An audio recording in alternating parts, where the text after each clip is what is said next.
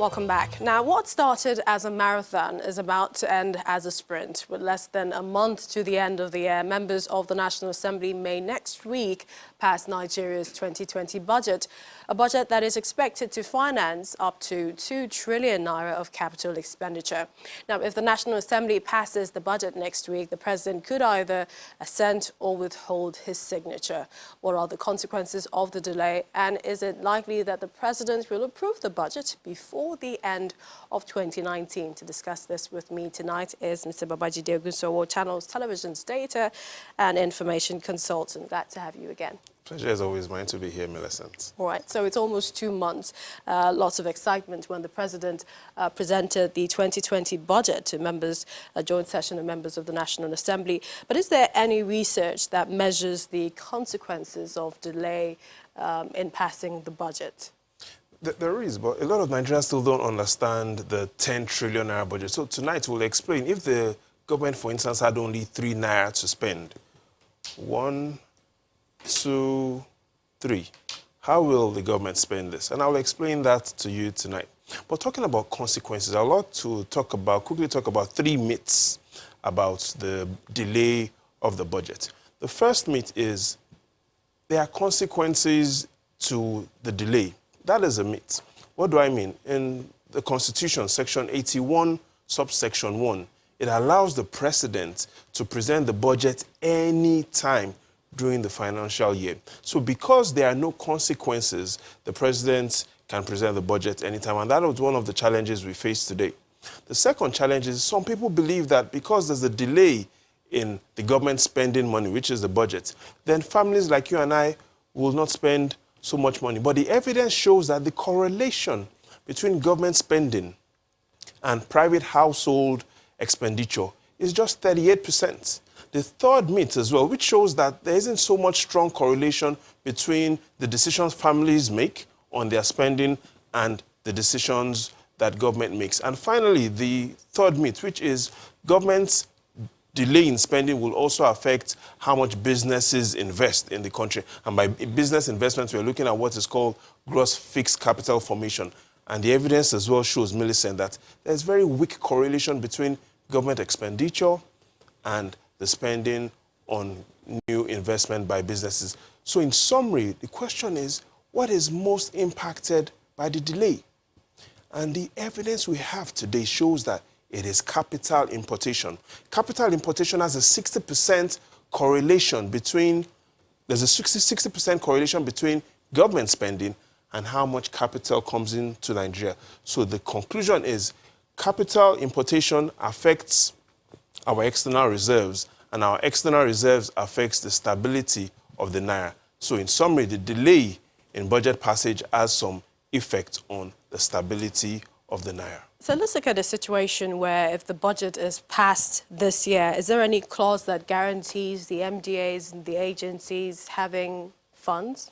You know, budget approval is not the same thing as money being disbursed to the MDs. So let's look at, is the government willing to spend money? Let's look at what has happened to revenue and expenditure in the last 5 years. And if we take a look at that, we'll find out that the government has the willingness to spend more. In the last 5 years, expenditure by the federal government has been growing. And that is what we've seen. As at 2018, the government spent over 7 trillion naira in the economy.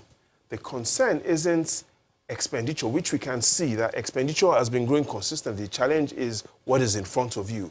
Government revenue has been inconsistent. There's been a 4-year consistent decline of revenue, and only last year were we able to earn as much as 3.9 trillion naira. So the summary is the government is willing to spend, however, there isn't as much money being generated. And you know what a wise man once said? If you do not take your money seriously, you will never make serious money. Remember, I also told you, right now, a lot of Nigerians don't understand the 10 trillion naira. So assuming the budget were just 3 naira, what is the government doing?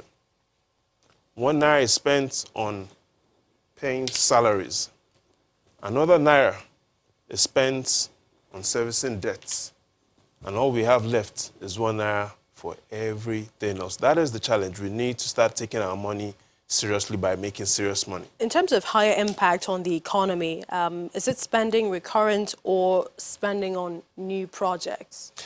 Let's talk about the highest impact, not just which one has the higher impact. Yes, a lot of money has been allocated to recurring. So looking at impact, because more money is on recurring, there'll be more multiplier effects. But which one has the highest impact? And it is families like you and I, because the evidence as well that is available shows that the size of the economy is made by 60% of family spending, private sector spending. So in other words, if we want to grow the economy, we need to get the Millicents and our friends and me to spend more money. And how do you get Nigerians to spend more money? You need to make sure Nigerians earn more money. And that is the secret. To spend, to increase, to make sure more Nigerians spend more money, because that is 60% of the size of the economy. And for Nigerians to spend more money, they need to earn more money. And in the final analysis, let's not forget, as a nation or as individuals, if you do not take your money seriously, you will never make serious money. So we need to make serious money by taking our revenues more seriously. I saw coins. We'd like to thank you, Babajide Ogunsanya. Thank you for joining us. The pleasure is all mine, Millicent. And some company news now. Zenith Bank PLC has again recorded another success in its annual Style by Zenith Fair. First launched in 2018, the Style by Zenith initiative aims at creating support and value for customers by focusing on various aspects of their lifestyle and businesses. At the second edition of the initiative in Lagos, the chairman of Zenith Bank, Mr. Jim Ovia, insists a better funding of SMEs will translate to a rapid growth and development for the nation. From the banking hall to the second edition of Zenith Bank's Lifestyle Fair. Styled by Zenith may have become an engaging avenue for the bank's teeming customers with a potpourri of activities from food, music to fashion.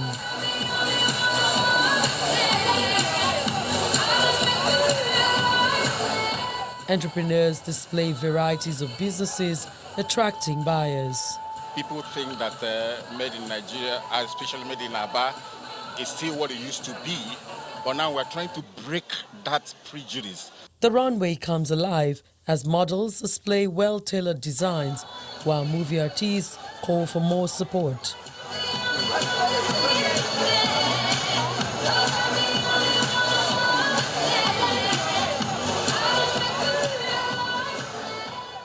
The chairman of Zenith Bank PLC, Jim Ovia, calls for more funding for SMEs.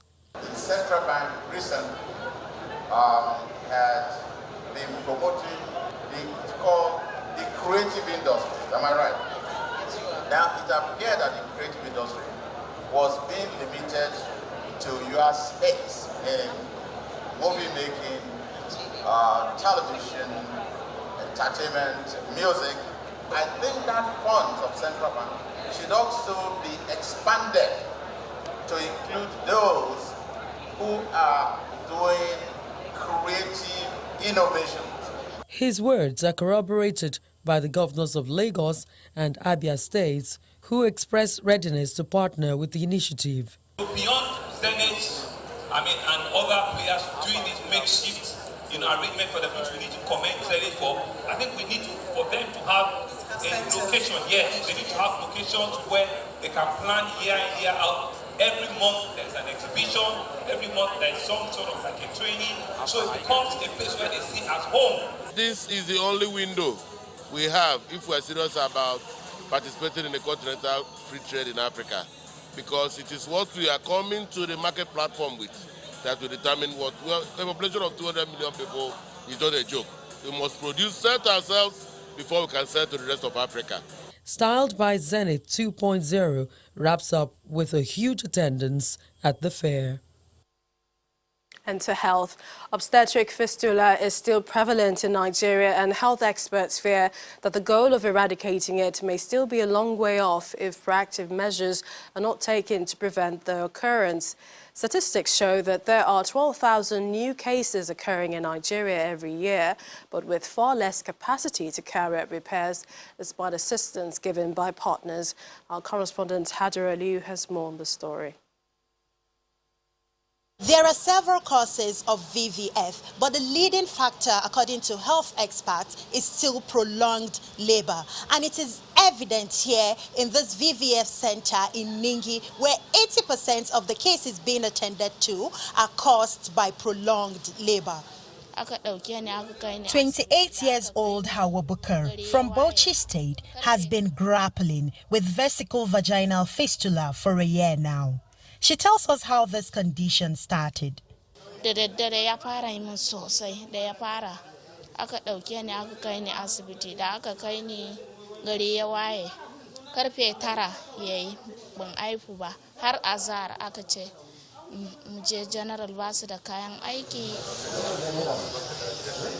Meanwhile, care providers are troubled by the increase of iatrogenic cases, that is, fistula, caused by pelvic surgeries, including cesarean sections. There are also rare cases here that are congenital, and some are triggered by female genital mutilation. In the wards are women either recovering or awaiting repairs. Every year, between 400 to 500 women undergo fistula repairs at the National Obstetric Fistula Center in Ningi, Bauchi State. The success rate of this procedure is between 70 to 80%. Doctors say more repairs can be carried out, but they need more resources to be able to perform the procedure. The government of Canada, through the UNFPA, is supporting the Ningi Center with $250,000 worth of equipment to enhance operations, in addition to free repairs. But the number of patients outweighs capacity.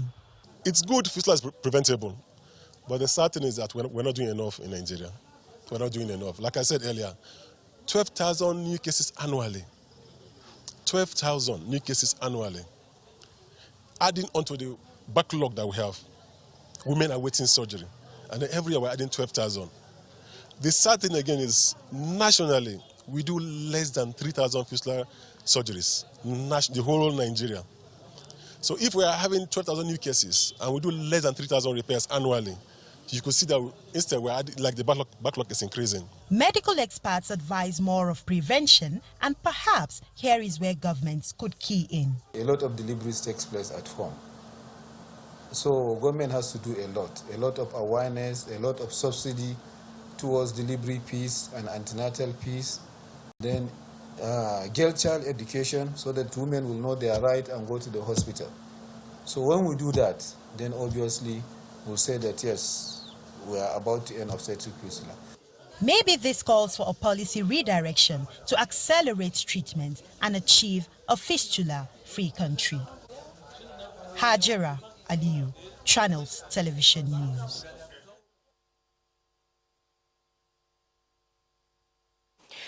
And to Kogi State, the Governor Yahaya Ballo says that his administration is keen on ensuring that every resident of the state is secure and free from any form of criminality. Governor Yahaya Ballo stated this in Banda community in Lokoja while inaugurating the Nigerian Navy Shipyard and Navy Barracks. He said the objectives of the naval base was to ensure adequate security in riverine communities. The Nigerian Navy, with its assortment of ships and aircraft, has the peculiar advantage of being able to operate effectively in a multi-dimensional environment. This is why royal fathers, top government officials, civil society, serving and former chiefs of naval staff are all seated to witness the commissioning of the Nigerian Navy Shipyard and the Nigerian Navy Barracks, now located at Banda. The Executive Governor of Kogi State, Mr. Yahaya Ballo, arrives at the venue and inspects a guard of honor accompanied by the Naval Chief. The colors and hoisting of ensign commissioning pennant and distinguishing flag is observed.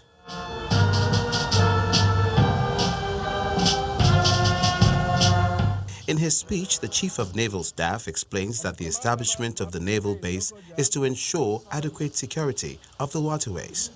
The base is envisaged as a naval cantonment with plans to host major administrative and operational formations barracks, schools, medical and other support facilities in the near future. Governor Yahaya Ballo pledges continuous support to the force and other security agencies in the state. I therefore enjoy the Navy to feel at home in Lokoja as the state looks forward to even more naval presence in forms of schools, hospitals, and other associated infrastructural development in the nearest future. The governor then commissions the office complex and conducts an inspection of the facility. We have 20 units of them. A block has 5 flats. The newly constructed brick model of 96 housing units is then commissioned by the Permanent Secretary, Ministry of Defense, Mrs. Nuratu Patagaroa. I hope you use it too. With the presence of the naval base, travelers and the people in Kogi State will be hopeful that crime along Lokoja-Abuja will considerably reduce.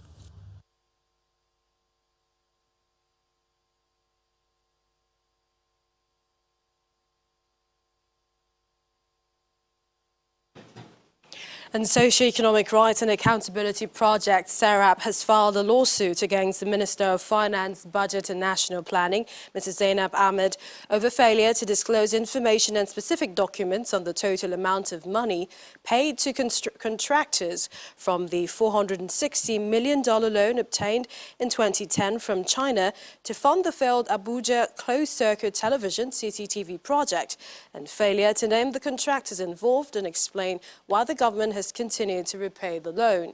The suit filed on behalf of SERAP by its lawyers, Kolawole Oluwadare, Mr. Payemi Owolabi, and Tinuke Adejuigbe, read in part that transparency in the spending of Chinese loans is good for everyone, as this would help to increase the effectiveness, legitimacy, and contribution of the loan to the development of public goods and services and the general public interest. According to SERAP, the Ministry of Finance has a legal duty to disclose details of the spendings and 1.5 billion naira for the construction of the CCB headquarters to the beneficiaries, Nigerians, of the trust, if and when called upon to do so, saying that any failure or refusal to provide the information will also be clearly inconsistent with the letter and spirit of the Freedom of Information Act. Still ahead on the news at 10, 2019 Formula One champion Lewis Hamilton ends season with yet another victory in Abu Dhabi. That's in sports news. Please stay with us.